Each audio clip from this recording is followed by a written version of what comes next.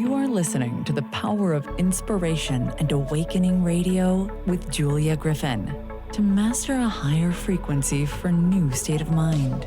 Once you walked in a forest of splendor in which everything you did and everything you thought was aligned. It is possible at this time to begin to return to the old knowledge. Intuitive healer and manifestor Julia Griffin is here to talk about this unique time in history when all sentient beings, animals, plants, trees, and the earth are intent on creating this change.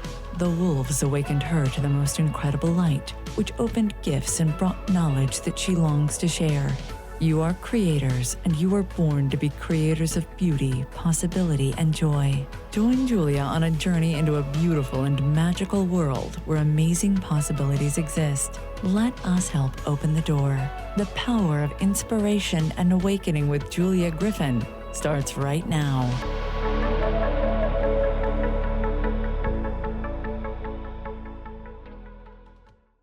Everyone, I'm Julia Griffin, and you're listening to the Power of Inspiration and Awakening on Transformation Talk Radio.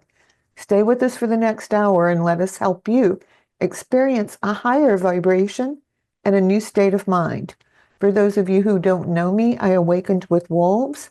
When I met a wolf, it talked to me just as people talk, and they taught me to read the energy of the heart.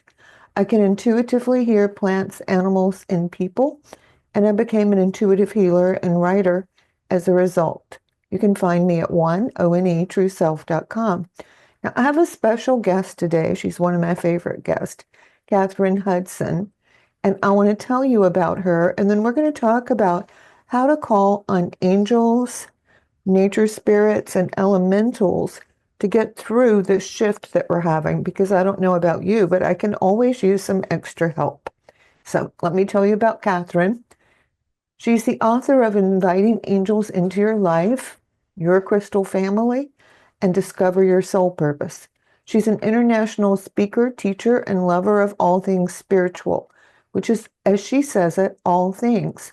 After an angel walked into the bank in the middle of Manhattan to give her an amethyst and a message, Kathryn found her path opening up to eventually lead her to France and the life she leads today. Following on over 20 years of international finance on Wall Street and around the world, she's delighted to be free to listen to her heart's guidance, to play with angels, and to teach us how to do even more with it. And you're also an ambassador for Feenhorn, aren't you? I am. I've been connected with Feenhorn now for almost 20 years. It's a gas station for me. It's where I go to fill her up. Right. So, yeah. And I was going to talk about that later, but let's hop into it right now when everything is changing so much. And I don't know where other people who are listening are, but for me, there are really up and down waves. And when a down wave hits me, I have to make a huge effort to get back up. And I've noticed that nature really helps. Working in the garden helps. But she has a unique relationship with elementals, fairies, and Feenhorn. So I wanted Kathryn's take on this. Oh, with pleasure. And thank you, Julia. Thank you for your invitation. You know, I love to hang out with you and with the people that would happen to, by happenstance or on purpose, be listening. There's never an accident in it. So, yeah, Feenhorn, as I mentioned, is a place that I've been called to, drawn to the first time like 20 years ago. And when I went, this person that I am, that grew up in the Bronx, so there was a lot of concrete and fences and not a lot of trees and grass. I stepped into another world, a world where the people who live there consciously and with great love open up to guidance from the elementals, from the fairy energies, from the devas, from the guiding energies of the space where they had been guided to live. What they plant, where they plant it, how they care for their gardens, as well as many other. In fact, they're on the cutting edge of. It's an eco village. It's a spiritual center, but also an eco village, and their footprint, their carbon footprint, is like 25% of the rest of Europe. So they're really making great headways in this, but always within this constant consciousness that one, human beings aren't the only sentient beings on the planet. Far from it. In fact, half of humanity not so sentient, not so conscious. But effectively, when I stepped into that place, I felt like I had come home, and immediately was drawn to the people there. I was there to take a class to learn how to speak to trees and connect with the elemental energies behind all that is nature. So this is one of my favorite topics, and the guidance for speaking to angels and speaking to what I call earth angels or the elementals is the same. It's pure intention and from the heart.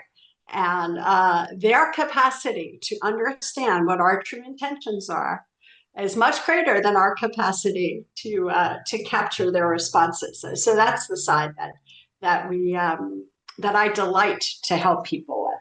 Yeah. Yeah, I have a forest behind where I live, and it's like I know when I'm tuned in because the deer come down, the birds come down. You can feel everything come together and move together. And for anyone, this is like just one of the best things in the whole world. If you have a garden and you haven't gardened much, if you have an intuition, act on it. If you're wrong, then you'll know next time. That's how it feels when it's wrong. If you're right, then you say more of this universe. And that's a really good place to start. Now, what do you think Absolutely. about fairies? I have always thought that fairies existed. I saw them as a child. What are your thoughts? Yeah. Yeah. Oh, absolutely exist. Absolutely. The form that they can take to the visible eye. It depends on the gifts of the person, how much the person is comfortable with seeing that which is invisible to many. My understanding is that the fairy realm are our co-guardians of the earth. And since the dawn of time, we walked together with the fairies as co-guardians.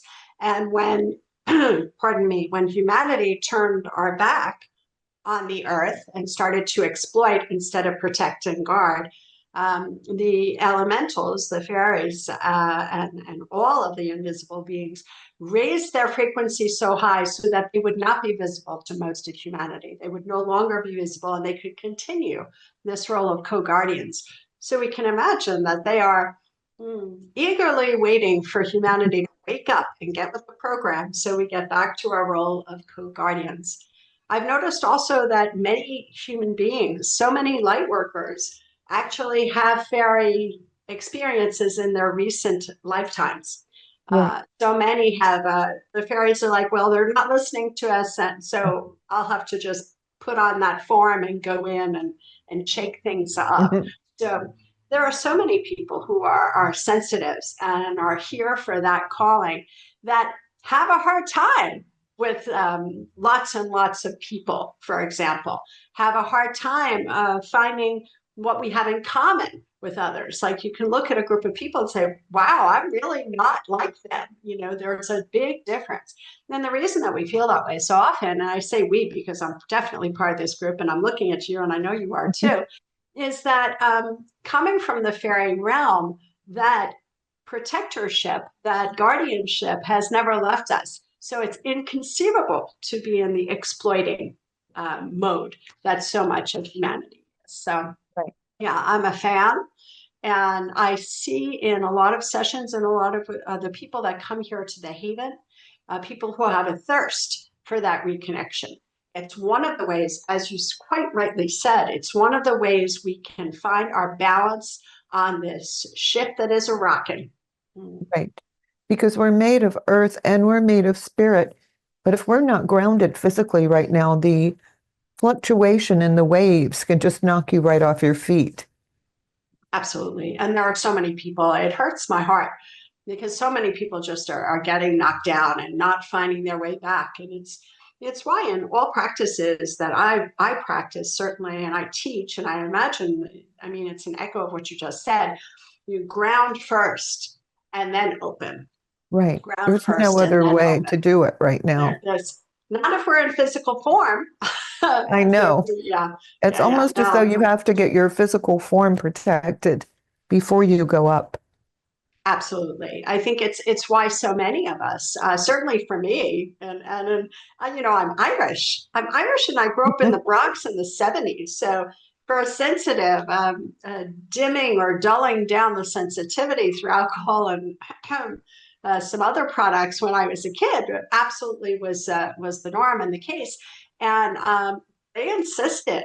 They insisted that I stop. And I was a little rebellious even with the angels at first, but yeah, they proved their point to me. And sometimes we're guided to, not for everybody, but sometimes we're guided to give up alcohol or drugs or cigarettes or sugar. Sugar, that's such a Sometimes big we're one. almost pushed out the door to nature. These are steps that are very individual, and our steps are not the steps of others. So there's no proselytizing around it. But getting in tune to say, okay, well, what is my next step for taking good care of this physical form? These days, it's without price. Yeah. And we're not saying everyone should not drink or not eat sugar. We're just saying that No, that was there for us. exactly. I wasn't Yeah. happy about it, by the way. So no, Yeah. I'm still Irish. I still love it when people are having a party around me. I'm at the party, but effectively, it's very, very individual. Right. And somehow we know. We Hmm. know in the deepest part of ourselves what's correct, what we really need. And whether or not there's resistance to that, and whether we're honest about that resistance is another question. But Right. it is time to listen.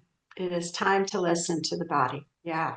Okay, so let's tell them about the elementals for earth, air, fire, water. Yeah. Yeah. As you had mentioned, and I love that you said it this way, we're physical forms, so we're part of the earth, and we're also energy. We're pure energy, and in us there are these four. We know that we're mostly made of water. We know that there's earth in there. We've got the fire in the pit of our stomach, and that momentum that moves us forward, and the air is what carries us into being. So those four forms are already expressed in this physical being and connect us to the unity of all that is. Each of those elemental forms expresses in the world outside of us also clearly, and sometimes in rather dramatic ways, as we know with tornadoes, air, and great fires, and the waters that are rising, and earth that can come tumbling down. In very violent ways, the earth is awakening, and that is unfortunately necessary because people haven't been paying attention. So, Right. in a really large scale, we're seeing that the elementals, those four in particular, which are great groups with lots of sub expressions, those four in particular have been very active trying to wake up humanity to the path that we're on that is not necessary, that can still be changed, yeah, we definitely still have the capacity and once we have the willingness, we'll have the capacity to transform. So from those great groups down to individual expressions, the paying attention and the going even into our gardens, as you so sagely suggested, just stepping out into air, just stepping out and putting our feet on the earth, just stepping out and touching a lake or a wave or running water, just stepping out and looking up at the sun. However, we want to connect with these elemental energies, remembering that where our attention goes, so goes our energy. And so we're collecting and being fed by, and also perhaps if we're doing it consciously, contributing and supporting, because we're part of that etheric, we're part of that invisible. Yeah. I Tissue. agree. I think every time we see the earth and nature in balance, we're helping and creating it. But I do think the recent earthquakes were like a wake-up call when they went all the way around the Ring of Fire. Oh yeah, completely. And, Yeah. and hard to ignore it, but some people have. The resistance is great. There's a lot of fear around it, and there's this power struggle that's going on. Yeah. It is unfortunate, I always laugh because when the angels came into the bank and gave me this, I'm holding it in my hand, this amethyst. It's like I really needed to be hit upside the head with a rock to wake me up. Like at that point, I was in a deep state of see nothing, hear nothing that I had crawled into. And so it was rather dramatic to have an angel walk into the middle of a bank on 42nd Street in Manhattan and deliver this rock and this message. Similarly dramatic, but on the grand scale, are the earth movements that are really, really trying to wake us up. And insofar as there are those who are in power that are starting to align with the elementals, there are elementals also in power. A lot here in Europe. You know, it depends on where you are in the States and elsewhere, but this is inexorable. This is the road that we will be moving on. I have great hope and certainty that there is a positive end result. Me too. But lots of rock and roll between now and then. That's what I get to. A lot of chaos in the next 2 years. Yeah, but things have to dissolve before we can rebuild. Yeah. Yeah, I know, and I always rebuild with that balance you were talking think about a science fiction novel where everything had just kind of been raised throughout the earth. And somehow or other, she got herself out of that belief. And like these 300-year-old trees came back, unicorns came back, everything came back in a day. And so I hold on to that. Oh, I love that. I haven't read that one and I need to find it. Yes. Yeah. Yes. Well, the rest of it was, crazy science fiction. But that one little thing, I always thought, oh my gosh, that's the description. And where does science fiction come from? Because all things that are created in culture, all writings, there's an element of inspiration behind all of it. So, we went through we're in this period where lots of movies are superheroes. Well, we are now as a collective regaining the consciousness of our divine gifts. And the fact that we have these things that people would have called us crazy for before, that your story is the epitome of what we're talking about. But the fact that it's reflected in culture with more and more with the movies and the magazines. There was also the period of zombies. Right. Yeah, I forgot about that. We see zombies. There are people whose light has gone out of their eyes on the subway, on the street, heading to a work that they don't feel fulfilled in a life that they might feel trapped in. So I always think it's very interesting to see the trends that are in the culture around us because they're reflected and there's always some sort of a link. So I love this story that you're sharing because it is how I see this is going to pan out. And the best way to live it is with the least resistance possible and taking good care of this body. That's for sure. It's really important. I do think there's a point where we'll all get better physically, but we're not quite there yet. People ask me, is everyone going to go up to the new level? I don't know. I know that whatever happens in the new level is based on the highest vision that each of us has. And, let's say you and I put our minds together. It would still have your vision and mine. They would somehow come together. So I don't know, and I don't know. There's a possibility it could lift everybody up. There's a possibility that reality splits in two. There's a possibility that there's a reality we can go in and out of. I don't know. It's a delightful question, and what came to me right away is that because we're all of source, so we all have that high frequency somewhere. Sometimes it's very hidden, but it's in there. So if there's not enormous resistance to those higher frequencies, why not have the possibility of rising? But some souls will leave, and so yes, everybody will rise, but whether everybody stays on the planet at the time when it happens, who knows? No, there are a lot of unknowns. Yeah. But all is well, and these are magical times indeed. And I would say stay away from anybody who tells you it absolutely has to happen like this. Oh my goodness. Anybody who knows doesn't know.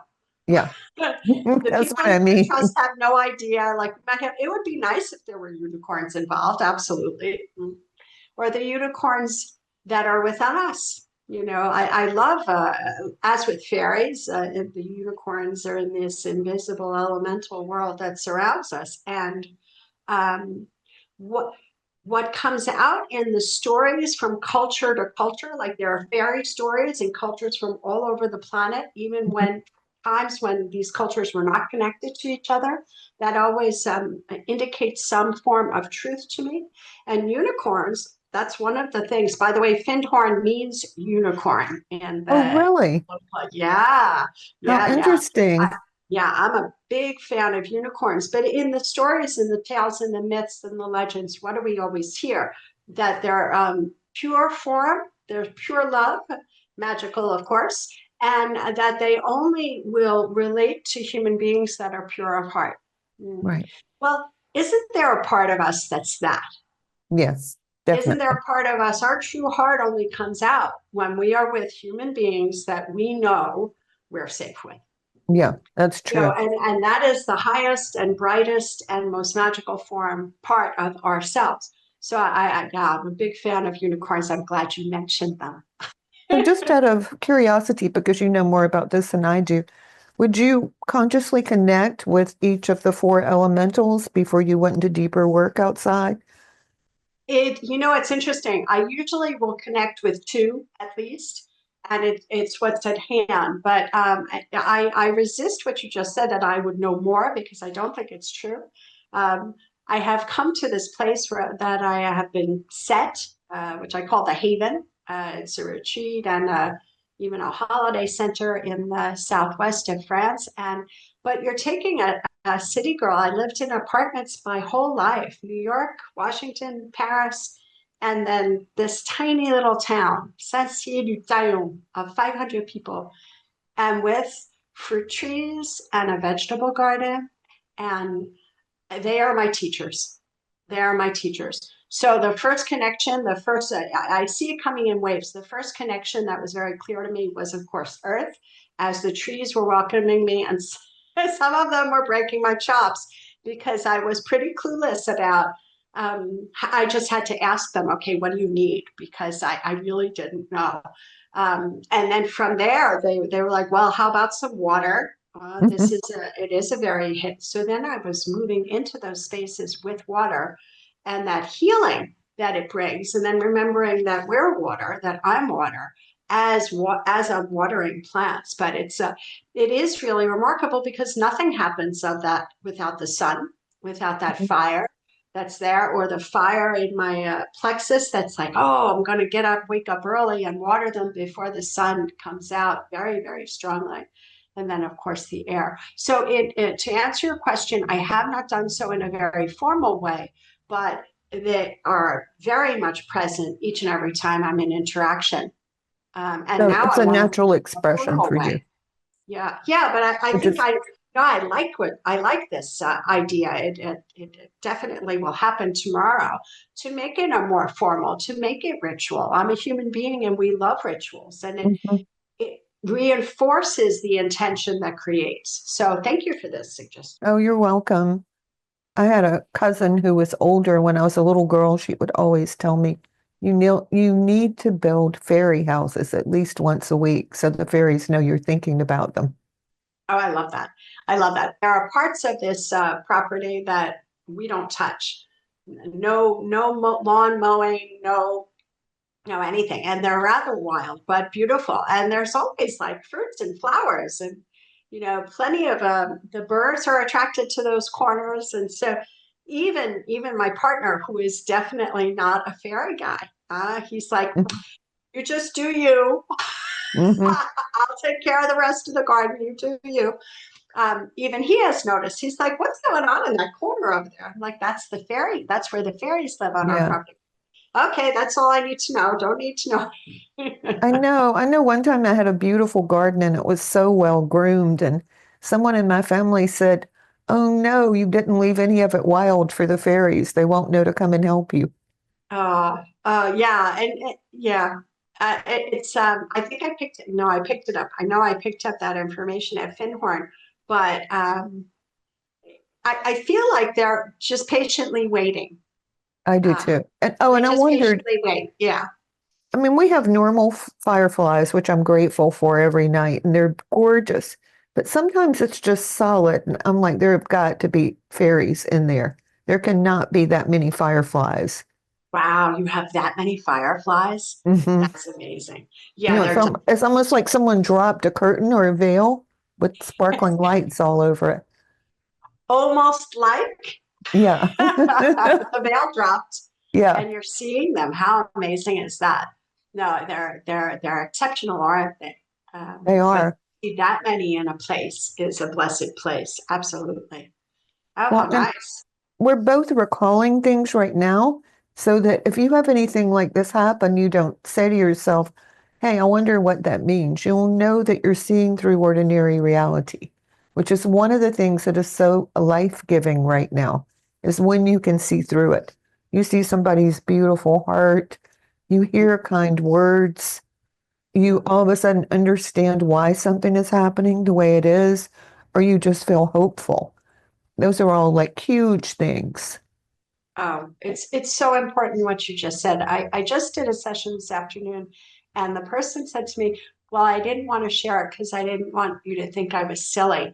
And it was a vision. It was a very powerful vision, and it just saddens me that people don't trust themselves.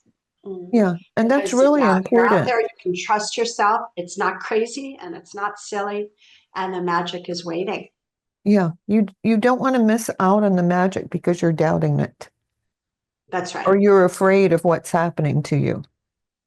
Or you're thinking you're not worthy, you're not special enough because you are, and you are. Yeah, and we need all your specialness right now more than ever. People may not think this, but however you're special, whatever you're seeing from the other world, it helps everybody. For every human being that looks with true eyes and open heart to connect with the invisible realm and the fairies and nature, you are a counterweight to the blindness of half of humanity. So thank you in advance. Yeah, and the elementals know you're there, whether you're aware of them or not. Absolutely. Absolutely. You've Okay, got some presence. yeah, the presence, just the fact that you feel the presence is amazing. So we're going to get ready to go to break. I'm Julia Griffin, and you can come back with us. I'm with Kathryn Hudson. We're talking about the elementals, we're talking about angels, and getting divine help in our lives, as well as your own unique divine vision and how important all the magical things are that you see or may feel in your life. So stay tuned, and we'll be right back. Are you struggling with unresolved emotions or recurring patterns? Tune into Beyond Birth Trauma, From Burden to Brilliance with me, Shannon O'Flaherty, on Transformation Talk Radio. On the second Tuesday at 10 a.m. Pacific Time, we'll explore your own birth experiences and consider how they might be affecting your current life patterns to start your journey towards self-discovery and healing. For more information, visit shannonbtb.com. That's shannonbtb.com.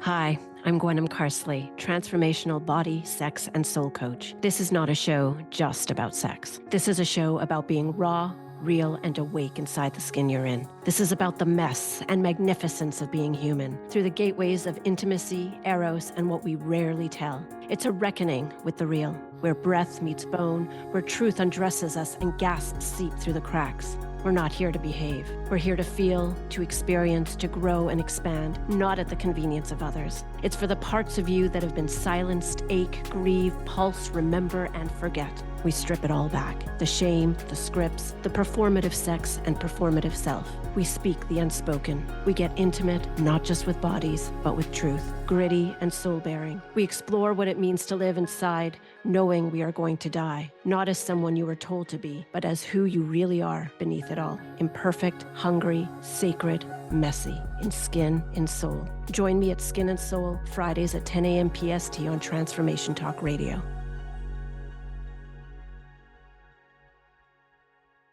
Hello, everyone. I'm Julia Griffin. You're listening to The Power of Inspiration and Awakening. And my guest today is Kathryn Hudson. We're talking about angels and how and when to ask for angelic help with some of the changes that are going on in the world. I'm going to just say I've noticed some of the following in the past 3 or 4 weeks. I talked to a lot of people. So we have vacillations of feeling great or feeling okay about something. We have strong feelings of negative and positive. Like sometimes I'll just read a little of the news and I'll get stuck on it. Or someone will say something that really bothers me and I can't get out of it. And karmic issues in relationships. Those are probably the 3 biggest things I've noticed. Heavy duty times. These are not the times for the faint of heart. So thank you, Julia, for bringing up these questions in tandem with the angels, because they are really subjects that are too heavy to carry on our own. Certainly, everybody's got their own path, and there are many practices that make us very powerful, that give us access I'm going to put it better, that give us access to our true power. But it is always a wonderful thing to not carry the burden ourselves. So whether it is time to be facing some karmic knots that really need to be untied to free us up for the joy that's waiting for us, or whether it is the highs and lows that are very extreme. We're on this roller coaster, all of us, because the energy that's shifting, we're being drawn to our light, we're being drawn to higher, and darkness is reacting to distract and interrupt and block. And so the up and the down is very, very tiring on an energetic level, certainly, but also on a physical level, an emotional level. So if you put that together with relationships, you have a recipe for disaster. Yeah. And so why not why not simply call on the angels? And I went through a good part of my life not realizing that there was help. I grew up in the Bronx, and I learned that, if you want something done in this life, if you're going to make it through, you're going to have to do it on your own. Nobody's going to help you. And I believe that. And it wasn't an easy path to go on. You can always force doors. You can always access power. But isn't it a wonder? Just from the moment that I realized that, oh, yes, yes, yes, there is help. And it's loving help. And this loving help knows all about what has happened. So I can let it all go. I don't have to carry those burdens of the past anymore. And this loving help knows why I was born. This is where the Soul Purpose book came from. They know what the purpose was. They know exactly why every aspect of our being is in conformment and optimizes the possibility of realizing the soul's desire to be here on the planet. So the idea is to, yes, we can muscle up and get through, or we can be carried. I think that since most people who will listen to this are probably in some way light workers already, shining a light into the world, so you're already giving, there's a need to balance and receive. And when you're a giver, very often there's not a whole lot of people around you that are going to be giving back to you. They're receiving, and they're doing it in a wonderful way. But the angels are always there to give. So this need for balancing of giving and receiving becomes more extreme when the elements are high and low, when the energy goes up and down. It's even more important to find the balance. So receiving from the angels, who are always there without exception, always trustworthy, always ready to send a sign, lift up, open a door, It's been life-saving for me. I don't go, I was going to say I don't go a day without them. It's more than that. I don't know that I go a minute without them anymore. It's that important and helpful. So hopefully everybody who's listening to this already calls on your angels, but if you don't, try it. And how would you tell people to start trying to call on their angels? Two things. One is don't worry about any sort of heavy duty ritual. The angels know your heart. And where your attention goes, so goes your energy that creates. So you can take a moment and just close your eyes and say, I heard you're out there. I really hope you're out there. Show me.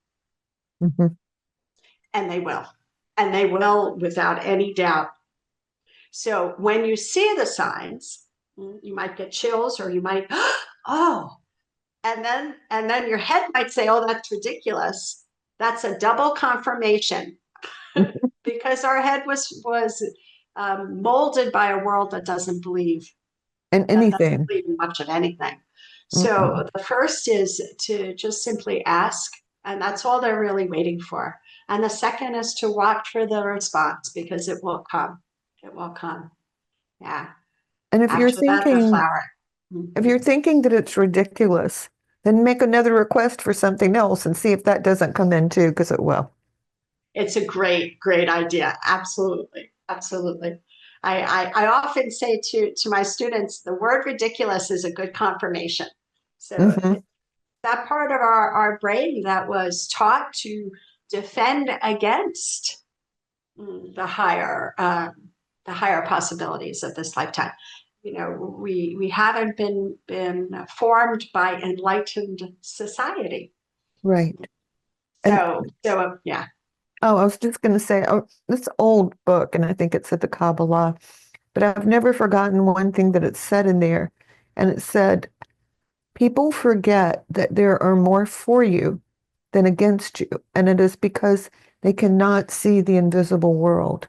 But to remember that there are always numbers, a multitude of forces for you in the invisible world. Beautiful.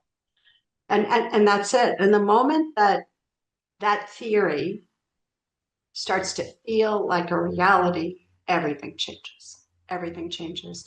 I would put another way is that the universe is for you. The universe, once we come, optimize the form that we're in, that we're inhabiting in this lifetime to achieve the joy that we're meant for. Yeah, there's an incredible force in the universe, and if you align with it, you will be surprised at the good that flows in. Yeah. Oh, so surprised. Life just changes. I love this. It's life-changing. Well, yes, absolutely. I call it changing the energetic neighborhood. I grew up in the Bronx, so I like thinking about neighborhoods. And so, if you move out of a certain neighborhood, when I moved out of the neighborhood I grew up in, for example, other possibilities arose. Other things happen. You move out of the Bronx and I go to Emerald Isle in North Carolina, and there's dolphins jumping out of the water, and they are as excited as I am. It's another experience of this life on this earth, and not one is more valid than the other, but one is appreciably more pleasant than the other. So when we frequent angels, where our attention goes, so goes our energy. It brings us into another energetic neighborhood, and we are less likely to experience what we perhaps have experienced a lot of in the past, disappointment and being pulled downward. Yeah. Yeah, and it doesn't mean that you don't still experience those things, but you pop out faster and faster. Absolutely. It makes us more flexible. We're still on the earth. I often say it's like there are these waves of, I don't know if I can say S-H-I-T on the air, but there are waves of it. And earlier in life, maybe we got blown over and took a mouthful of it. But afterward, we surf on them. So we can play in those movements, We're here on earth, it's lightness and dark. We're here to experience that, but we don't have to suffer it.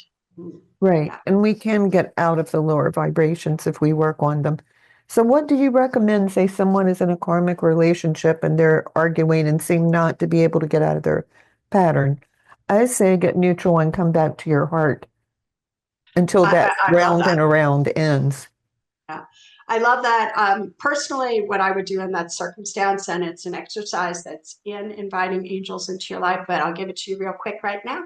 And that Sure. is, you imagine the person that's in front of you.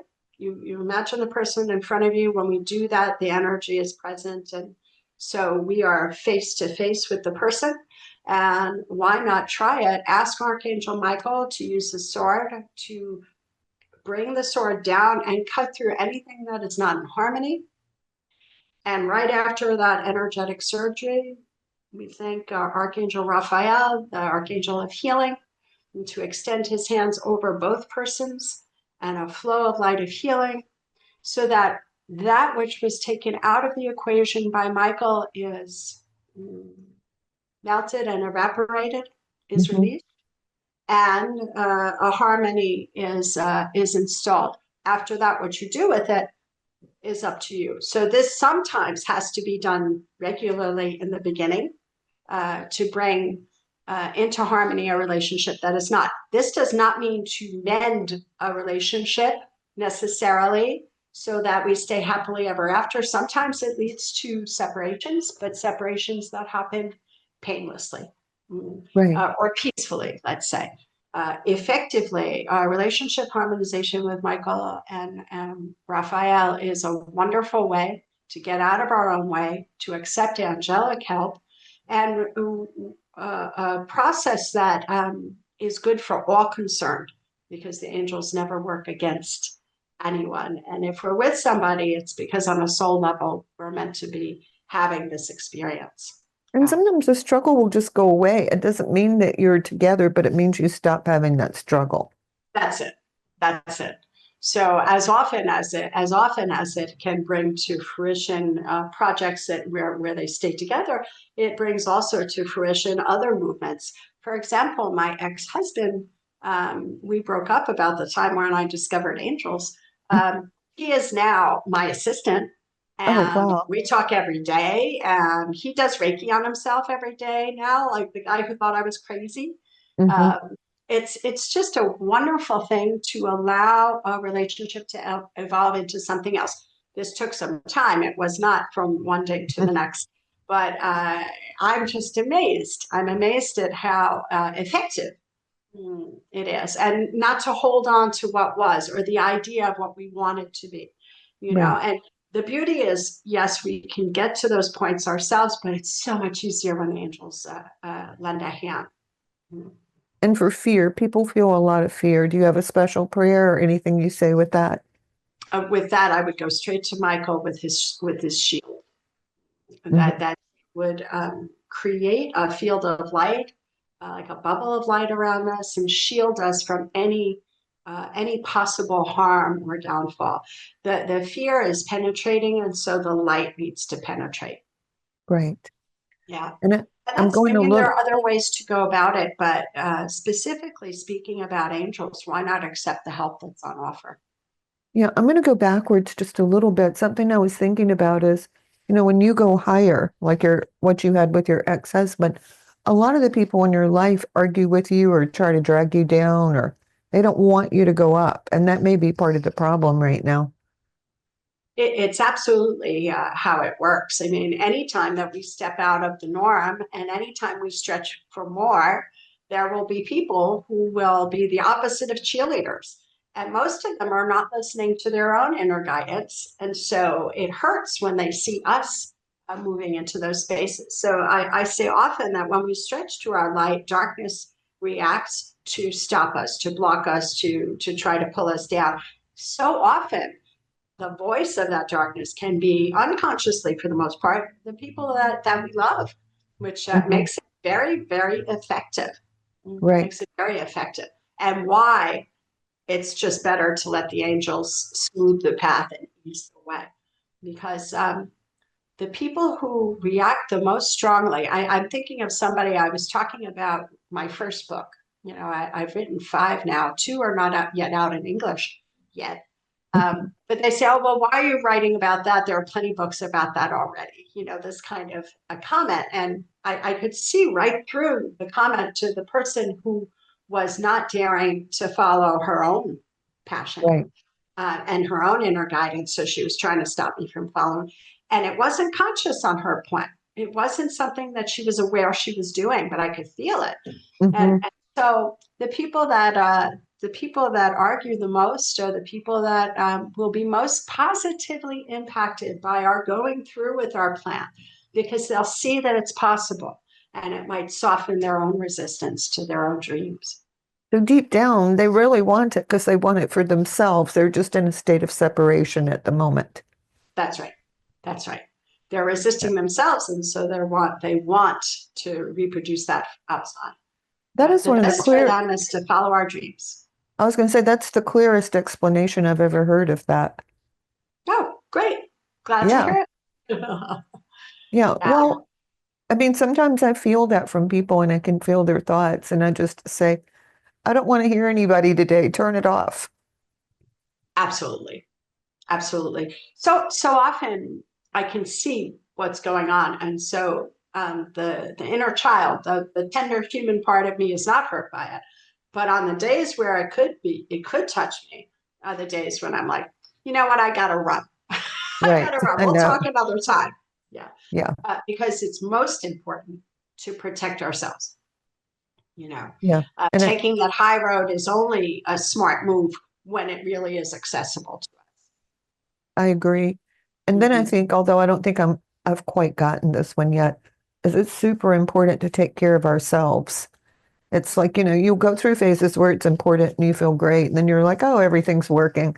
I don't have to do quite as much. And then you go back down. I think that isn't it that way. But I think we never go all the way back down. We never go as down as we were before. So this is, again, the image of a roller coaster, but this time the trend is up. Our highs just keep getting higher. And even when it dips, our lows get low. The key for me then is to not judge ourselves harshly when it dips back down. And that, oh, mama, that's a big one, because we grew up in schools where we were judged constantly against a certain mark, and in society, which does the same thing. So turning to one of the ways of taking care of ourselves is to offer ourselves tenderness and love and understanding. And even if it slips back down, we know it's never going to be as down as it was. And sometimes it just needs a regularization, a harmonious movement forward. And the worst thing for it is self-judgment. Yeah, I agree. Self-criticism is one of the hardest things to get through because we're taught to be mean to ourselves to get things done. Oh my goodness, isn't it so? And how ineffective a way to get things done. Although, I mean, I did it too, and it seemed to work, but did it? It doesn't. No joy. It brings no light. Yeah. Yeah, I'm with you. And then you compare and you think you do more than other people do, what difference does that make? And that just feeds the ego who loves that kind of talk. Yeah. I think it's just isn't it just like a beautiful orchestra, and everybody's got their instrument and we're learning how to play it and welcoming the uniqueness of this instrument and having a good sense of humor when those parts of ourselves which are less lovely in a way, but quite beautiful, like the judginess or the rah, rah, rah, rah, rah. I call it the rah, rah, rah, rah, rah. The grumpiness or the judginess or the ego who wants to feel special. All of those parts of us are part of our humanity and so beautiful and allowable as long as we watch over it and we don't let it take unconsciously the driver's seat. As long as we continue to work on our awareness so we become more aware of it instead of saying, oh, I've got it now. Absolutely. Oh, yes. Oh, yes. The oh, I got it now is like the death knell. Might as well quit. Game over. Because there's no way from a human seated within a human body with a human awareness that we can, quote unquote, get it. No. No. You can improve. Get more of it, we get an enlarging picture of it. I think that if we ever got it, our heads would explode. Either that Yeah, or we would evolve up so quickly that we would hardly remember who we were when that was happening. that's right. Yeah. Yeah, yeah. So the ego dissolves. Hmm. But yeah, no, in a beautiful rhythm, and each one at our own rhythm, we're moving forward through these spaces. And so, yeah, I love to talk about angels because I really, really, really love that I haven't had to do all of this alone. And the help that they can give. I mean, finding a publisher, hello, finding a place to live, finding a place to work, suggesting a new job. Um, these things are down to earth things. If the angels were not a down to earth help, I wouldn't be talking about them. But I Hmm. mean, in daily life. Oh, another way to cultivate that connection is it's a little bit sacrilegious. No, I won't say that, but it's a little tongue in cheek, but it works. Is ask them silly questions, questions that have no pressure on them. Like I open up my drawer, hey, what socks today? Hmm. Or I go to the store, which fruit? And you start to notice how you're receiving the answer. Some people will see, some people will feel, some people will know, some people will hear. And so this way we can, with no pressure on it at all, cultivate our capacity to communicate with the angels. So when the crap really hits the fan, we'll already have that communication in place. Right. So that's a good hint for somebody who's really interested. Start putting it in place, asking the questions around silly questions, things that have no ground importance. Yeah. And there are nuances to that. And if you're having a bad day and it feels like all of your incredible abilities have said goodbye for a few hours, the things that you play with and you do a lot, you'll know when those are yes or no's. Oh, absolutely. Absolutely. Yeah. Yeah. There's that listening to yourself. Hmm. Instrument is already attuned. It's just us that kind of take it out of whack. So if we listen, we'll Well, know. I figure if we can attune and adjust everything to hear it with all this going on, wow, are we going to be good soon? Oh, absolutely. Because Yeah. there's quite a few distractions. Oh, Yeah. That's what I mean. But there is yeah, this no, no. peace and the beauty and the love of the angels that is incredible. Yeah. It touches me deeply as you say it. And you called it. The distractions are great, but the distractions are so great because we are on the precipice of else. Right. But we're determined. We're going to go the good way. Absolutely. Yeah. And take it everybody who's listening with us. That's right. So when you're listening to the nuances, you're saying to the world, hey, I'm creating something new. I don't want to be part of this thing where people just pick up things and go home. Right. That's right.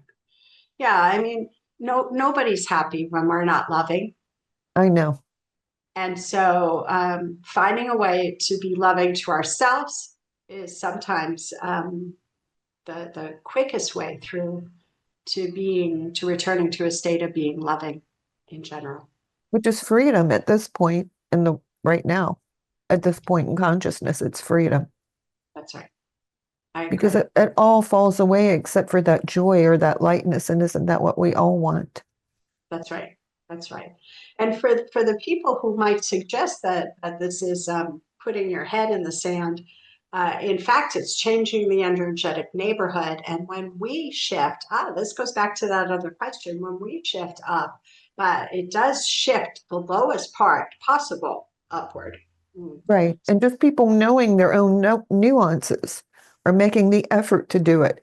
You're probably helping 200 or 300 other people shift. So, Absolutely. so we're to the end, and it was absolutely so fun and so Yeah. enlightening. Thank you so much, Kathryn, and tell everyone where they can find you. Julia, thank you so much. So I'm at Kathryn Hudson, contact at kathrynhudson.com. My website currently is kathrynhudson.fr, and I've got books out, and I'm on the internet, Facebook, Instagram. Come find me if you feel that like that would be fun. And Julia, thank you. Thank you for what you Thank do you. I can't believe this time has flown so quickly, but it always does. I know. That's another reason when you know you're connected, it goes super fast like that. So thank you everyone for tuning into the power of inspiration and awakening. And I'll see you in a couple weeks. You have a wonderful day. Namaste. Thank you for listening to the Power of Inspiration and Awakening Radio with Julia Griffin to master a higher frequency for a new state of mind. Join us next time as Julia takes us deeper into the memory of the moments of light where transcendence and enlightenment emerge. The memory of the jewel of consciousness is always lived within you to tap into waves of energy and create huge changes by imagining the beauty of the vision and desires that are hidden in the heart. Learn to find your way back to nature, beauty, and your own heart, which holds the secrets of your existence and future. To discover more about Julia's adventures, animal communication, and the teachings she brings to every show, visit onetrueself.com. That's onetrueself.com. That's ONE, trueself.com.